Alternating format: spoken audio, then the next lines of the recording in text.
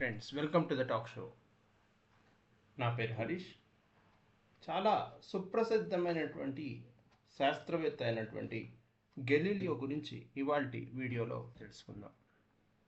Galileo జననం 1564 ఫిబ్రవరి 15 ఇటలీలో జరిగింది. యూరోప్లోని ఇటలీ పీసా టవర్ ఏదైతే ఉందో దాని దగ్గరలో జన్మించారు.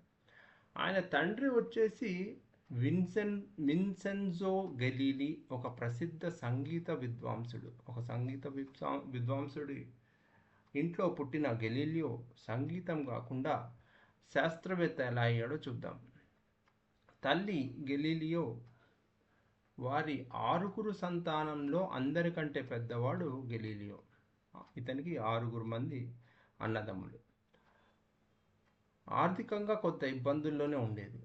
మొదట గెలీలియో చిన్నతనంలో కళలు, సంగీతంపై అమితమైన ఆసక్తి చూపించేవారు. ఆయన తండ్రి లూట్ అనే సంగీత వాయిద్యాన్ని నేర్పించారు.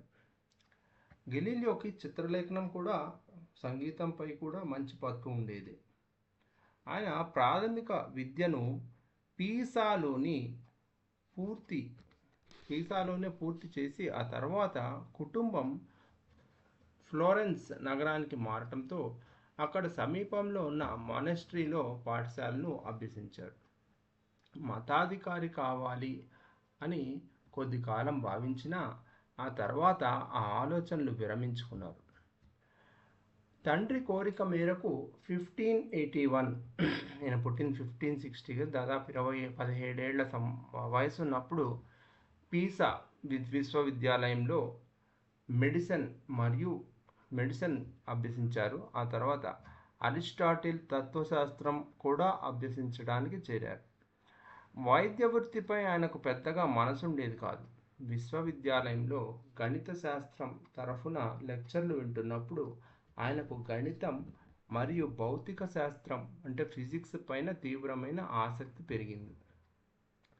తండ్రి ఇష్టానికి వ్యతిరేకంగా రహస్యంగా గణిత శాస్త్రవేత్త ఆస్ట్రేలియో రిక్కీ దగ్గర జామెట్రీ మరియు ఆర్కిమెడిస్ సిద్ధాంతాలను అభ్యసించారు.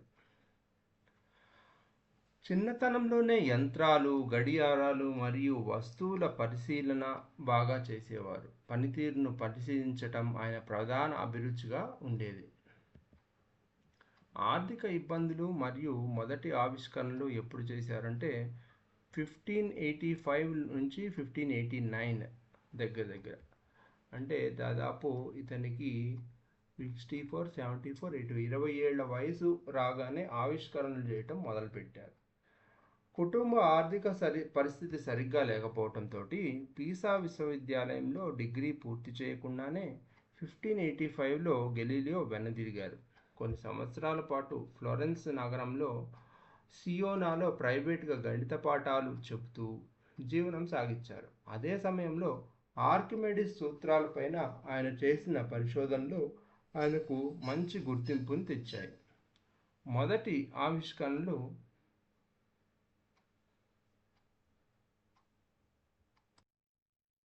ఆయనకున్న ప్రతిభను గుర్తించిన పీసా విశ్వవిద్యాలయం 1989లో ఆయన్ను గణిత శాస్త్ర ప్రొఫెసర్గా నిర్మించింది. ఆ కాలంలో అరిస్టాటిల్ చెప్పిన సిద్ధాంతాలే అంతా నమ్మేవారు. కానీ గెలీలియో పీసా వంపు తిరిగిన టవర్ పై నుండి వేర్వేరు బరువులున్న వస్తువులను కిందకి జారవిడిచి గాలి నిరోధకం లేకపోతే బరువుతో సంబంధం లేకుండా అన్ని వస్తువులు ఒకే వేగంతో కింద పడతాయని ప్రయోగాత్మకంగా నిరూపించి అందరినీ ఆశ్చర్యపరిచారు. గెలీలీ జీవితంలో తర్వాతి దశలో యూనివర్సిటీ ఆఫ్ పాడువాలో ఏం చేశారంటే కొన్ని వివాదాలు జరిగినాయి.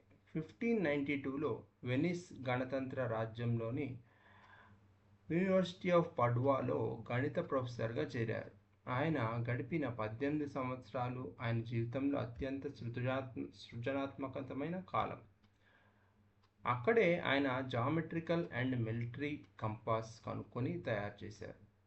వ్యక్తిగత జీవితంలో మెరీనా గాంబా అనే మహిళతోటి సంబంధం ఏర్పడింది. వారికి 2 కుమార్తెలు, వర్జీనియా, లివియా. మరియు ఒక కుమారుడు విన్సెంజో జన్మించారు. టెలిస్కోప్ ఆవిష్కరణ 1609లో జరిపారు. డచ్ దేశంలో ఎటో కనుగొన్న టెలిస్కోప్ గురించి విని గలీలియో స్వయంగా దానికంటే శక్తివంతమైన 3x నుంచి 30x వరకు జూమ్ చేసే టెలిస్కోప్ను తానే స్వయంగా తయారు చేశారు. ఆ టెలిస్కోప్ను ఆకాశం వైపు తిప్పి ఆయన చేసిన పరిశోధనలు సైన్స్ ప్రపంచాన్నే కుదిపేశాయి.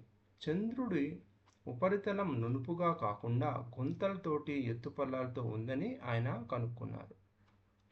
జూపిటర్ గ్రహం చుట్టూ తిరుగుతున్న 4 ప్రధానమైన చంద్రులను కూడా గుర్తించారు. వీనస్లోని దశలను పరిశీలించి సూర్యుడే కేంద్రం అని చెప్పిన కోపర్నికస్ సిద్ధాంతం సరైనదేనని గట్టిగా నమ్మి ప్రచారం చేయడం కూడా ప్రారంభించారు. అయితే వివాదాలు ఎక్కడ జరిగినాయో చూద్దాం. తన ఆవిష్కరణలను ప్రదర్శించడానికి వెళ్ళిన గెలీలియోకు రోమ్లో రోమన్ క్యాథలిక్ చర్చ్ అధికారుల నుండి ఘన స్వాగతం లభించింది.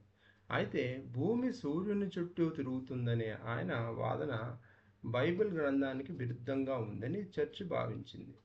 1616లో చర్చిలో ఆయన హెచ్చరించింది కోపర్నికస్ సిద్ధాంతాన్ని బహిరంగంగా సమర్థించకూడదని, ప్రచారం చేయకూడదని నిషేధించింది.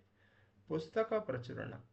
డైలాగ్ పుస్తకం ప్రచురణ కొన్ని సంవత్సరాల నిశ్శబ్దం తర్వాత గెలీలియో తన అభిప్రాయాలను సమర్థిస్తూ dialogue concerning the two chief world systems అనే ప్రసిద్ధ గ్రంథాన్ని 1632లో ఇటాలియన్ భాషలో ప్రచురించారు. ఇది ప్రజల్లో విపరీతమైన ఆదరణ పొందింది. అయితే చర్చి ఆదేశాలను ఉల్లంఘించారనే నేరంతో రోమ్లోని ఇన్క్విజిషన్ కోర్టు ఆయన్ని విచారించింది. 70 ఏళ్ల వయసులో తీవ్రమైన శిక్షా భయంతో ఆయన తన సిద్ధాంతాన్ని బలవంతంగా ఉపసంహరించుకోవాల్సి వచ్చింది అని అన్నట్టు చరిత్ర చెబుతుంది. కోర్టు ఆయనకు విధించిన మరణశిక్ష తగ్గించి జీవితాంతం గృహ నిర్బంధం హౌస్ అరెస్ట్ విధించింది. గృహ నిర్బంధంలో ఉన్నప్పటికీ ఆయన పరిశోధనలు ఆపలేదు. తన చివరి దశలో ఆయన కంటి చూపు పూర్తిగా కోల్పోయి అంధుడయ్యాడు. అయినప్పటికీ భౌతిక శాస్త్రానికి సంబంధించిన డిస్కోర్సెస్ ఆఫ్ మ్యాథమెటిక్స్ అనే పుస్తకాన్ని హాలాండ్లో ముద్రించగలిగారు.